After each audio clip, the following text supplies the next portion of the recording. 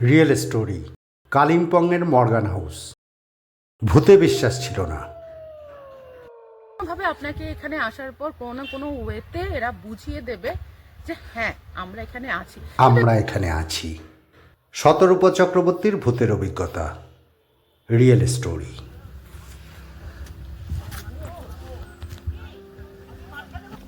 আমিও ঠিক সেভাবে এসেছিলাম একটা এক্সপিরিয়েন্স করতে, হয়েওছে।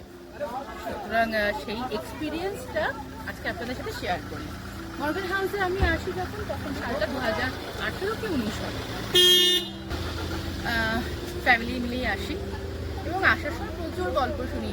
মর্গান হাউসে এই হয়েছিল সেই হয়েছিল, মর্গান হাউসের যে ওনার ছিলেন তিনি মারা গেছিলেন, তিনি এখনো পাইপ খান, রাতে এখানে সেটা দেখা যায়। নানা রকম ভৌতিক গল্প শুনে মর্গান হাউসে আসা হলো। দিনে আমরা যখন পৌঁছাই তখন বেশ দুপুর ছিল। লাঞ্চ করে আমরা একটু আউটসাইডে ঘুরতে বেরোই। যখন ফেরত আসি বিকেল ঘটনা হতে না হতে এখানে একটা বেশ ঠান্ডাটা না বেশ গা ছমছমে ঠান্ডা। আর যখন একটা জায়গার ভৌতিক ব্যাপার থাকে তখন আপনি দেখবেন না চাইতে একটা ওরকম একটা ফিলিংস আপনার মধ্যে চলে আসে, এই বুঝি কিছু হলো, ও বুঝি কিছু হলো। এই করতে করতে আমাদেরও বেশ রাত ঘনিয়ে এসেছিল। রাতে ডিনার শেষ করে যখন যে যার রুমে আমরা তখন গল্পই করছিলাম, কারণ বাইরে ঘুরতে এসে একটু যদি আড্ডা না মারা হয় তাহলে কি হয়, যে ঘটনাটা ঘটে এবার সেটা বলি। সাডেনলি আমাদের রুমে বাথরুমে যে গিজারটি ছিল হঠাৎ করে সেখানে একটা আওয়াজ হয়। গিজার অন হওয়ার পর, গরম জল হয়ে যাওয়ার পর যে আওয়াজটা হয় সেই আওয়াজকে ফিল করি। সঙ্গে সঙ্গে বাথরুমে যাই, দেখি গিজার অন হয়ে আছে। গিজারের সুইচটা অফ করে আবার চলে আসি।